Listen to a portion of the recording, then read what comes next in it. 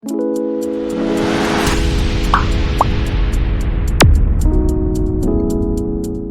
இன்னைக்கு நம்ம வீடியோல சம் நம்பர் 26 தான் பார்க்க போறோம். ஓகேவா? ஃபர்ஸ்ட் क्वेश्चन படிச்சிடலாம். Draw a statement of cost from the following particulars. Opening stock, okay. Materials, work in progress, finished goods, closing stock கொடுத்துட்டாங்க. Then சில transactions கொடுத்துருக்காங்க. Materials purchase, direct wages, manufacturing expense, sales. Okay, எல்லா டிரான்சாக்ஷனுமே ஈஸியான transaction தான். So first நம்ம ஒன்னொன்னா வந்துட்டு enter பண்ணிடலாம். ஃபர்ஸ்ட் வந்து ரா மெட்டீரியல்ஸ் கன்சியூம்டு கண்டுபிடிக்கணும். கரெக்டா? ஸோ ஃபர்ஸ்ட் பார்த்தீங்கன்னா ரா மெட்டீரியல்ஸ்னு கொடுத்து ஓப்பனிங் ஸ்டாக்ல கொடுத்துருக்காங்க. அது வந்து ஓப்பனிங் ஸ்டாக் ஆஃப் மெட்டீரியல்ஸ். எவ்வளோ opening stock of materials? 2 lakhs. அடுத்தது ஒர்க் இன் ப்ராக்ரஸோட ஓப்பனிங் ஸ்டாக் கொடுத்துருக்காங்க. ஒர்க் இன் ப்ராக்ரஸ் எதுல போகும்? ஃபேக்டரியோட இதில் போகும். ஓகேவா? ஸோ ஆட் ஒர்க் ஓப்பனிங்கோட ஒர்க் இன் ப்ராக்ரஸ் நம்ம ஆட் பண்ணிட்டு க்ளோசிங்கோட ஒர்க் இன் ப்ராக்ரஸை சப்ராக்ட் பண்ணுவோம். ஓகேவா? ஸோ 60,000 நம்ம ஃபேக்டரி ஓவரேஜோட இதில் போட்டாச்சு. அடுத்தது ஃபினிஷ்டு குட்ஸ்க்கு வந்து 5,000. ஃபினிஷ்டு குட்ஸ்க்கு எதுக்கு போகும்? Cost of production of goods சோல்டில் போகும். So cost of production of goods சோல்டில் opening stock of finished goods நம்ம ஆட் பண்ணணும் 5,000. ஓகேவா? அடுத்தது க்ளோசிங் மெட்டீரியல்ஸோட க்ளோசிங் ஸ்டாக் கொடுத்துருக்காங்க 1,80,000. நம்ம இதை சப்ராக்ட் பண்ணணும். 1,80,000 க்ளோசிங் எல்லாத்தையுமே சப்ராக்ட் பண்ணணும். அதே போல் ஒர்க் இன் ப்ராக்ரஸ் 50,000. க்ளோசிங்கோட ஒர்க் இன் ப்ராக்ரஸ் 50,000 நம்ம சப்ராக்ட் பண்ணிடுவோம். அடுத்தது ஃபினிஷ்டு குட்ஸோடைய ஒர்க் இன் ப்ராக்ரஸ் -15,000. ஏன்னா அது நம்ம சப்ராக்ட் பண்ணோம்.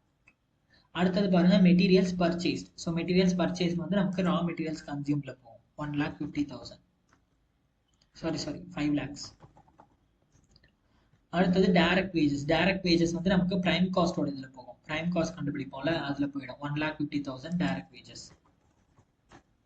அடுத்தது மேனுஃபேக்சரிங் எக்ஸ்பென்சஸ். மேனுஃபேக்சரிங் எக்ஸ்பென்சஸ் வந்து நமக்கு இதில் போயிடும், ஃபேக்டரி எக்ஸ்பென்சஸில் போயிடும். 1 lakh. ஃபேக்டரி எக்ஸ்பென்சஸில் 1 lakh. ஓகே.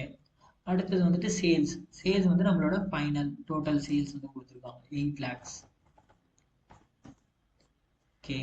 அடுத்தது செல்லிங் அண்ட் டிஸ்ட்ரிபியூஷன் எக்ஸ்பென்சஸ். நமக்கு செல்லிங் அண்ட் டிஸ்ட்ரிபியூஷன் ஓவர்ஹெட்ஸில் போயிடும். ஸோ செல்லிங் எக்ஸ்பென்ஸ் எவ்வளோ? 20,000. ஓகே, அவ்வளோதான். நம்ம எல்லாமே பிளாட் பண்ணியாச்சு. இப்போ நம்ம டோட்டல் பண்ணணும். So opening stock of materials plus closing stock of materials plus purchases minus closing stock of materials பண்ணோம்னா 5,20,000 வருதா? ஸோ இதுதான் நம்மளோட டைரக்ட் மெட்டீரியல்ஸ் கன்சியூம். ஸோ நம்ம ஓப்பனிங் ஆட் பண்ணிட்டு பர்ச்சேசஸ் ஆட் பண்ணிட்டு க்ளோசிங்கை சப்ராக்ட் பண்ணிடுவோம். அடுத்தது டைரக்ட் எக்ஸ்பென்சஸ்னு பார்த்தா நமக்கு வெறும் வேஜஸ் மட்டும்தான் இருக்கு. ஸோ அந்த ரா மெட்டீரியல்ஸ் கன்சியூம்டு கூட நம்ம இந்த டைரக்ட் வேஜஸ் ஆட் பண்ணோம்னா நமக்கு பிரைம் காஸ்ட் கிடைச்சிடும் 6,70,000. அடுத்தது ஃபேக்டரி எக்ஸ்பென்சஸ். ஃபேக்டரி எக்ஸ்பென்ஸ் டோட்டலாக எவ்வளோ இருக்குன்னு பாருங்க. டோட்டலாக 1,10,000. ஸோ இந்த பிரைம் காஸ்ட் கூட இந்த ஃபேக்டரி எக்ஸ்பென்சஸ் 1,10,000 ஆட் பண்ணோம்னா நமக்கு 7,80,000 வந்து ஃபேக்டரி காஸ்ட், ஒர்க் காஸ்ட். ஓகேவா? அடுத்தது நமக்கு ஆஃபீஸ் அண்ட் அட்மினிஸ்ட்ரேஷன் ஓவர்ஹெட் எதுவுமே கொடுக்கல கொஸ்டின்ல. ஸோ நம்ம டேரெக்டாக நம்மளோட ஃபேக்டரி காஸ்ட்டையே நம்ம காஸ்ட் ஆஃப் ப்ரொடக்ஷனாக எடுத்துக்கலாம். அடுத்தது பார்த்தீங்கன்னா நமக்கு opening and closing stock of finished goods கொடுத்துருக்காங்க. ஸோ அதோட நெட்டு பார்த்தீங்கன்னா -10,000 வருது. அதாவது +5,000 -15,000 பண்ணோம்னா நமக்கு -10,000 வரும். ஸோ இப்போ இந்த 7,80,000 கூட காஸ்ட் ஆஃப் ப்ரொடக்ஷன் கூட நம்ம இந்த நெட் ஆஃப் ஃபினிஷ்டு குட்ஸை நம்ம சப்ராக்ட் பண்ணோம்னா நமக்கு 7,70,000 வரும். ஓகேவா? அடுத்தது நமக்கு selling and distribution average. So selling and distribution add பண்ணோம்னா நமக்கு என்ன கிடைக்கும்? காஸ்ட் ஆஃப் சேல்ஸ் கிடைக்கும். ஸோ இந்த 7,70,000 cost of production of goods sold கூட இந்த செல்லிங் எக்ஸ்பென்சஸ் ஆட் பண்ணோம்னா நமக்கு காஸ்ட் ஆஃப் சேல்ஸ் 7,90,000. ஸோ இப்போ நமக்கு சேல்ஸ் கொடுத்துட்டாங்க கொஷின்லி. நம்மளோட காஸ்ட் வந்து 7,90,000. ஸோ 8 lakhs minus 7,90,000 10,000 தான் நம்மளோட ப்ராஃபிட். ஓகேவா? So profit for the year equals to 10,000. Okay. So அவ்வளோதான் இந்த சம்.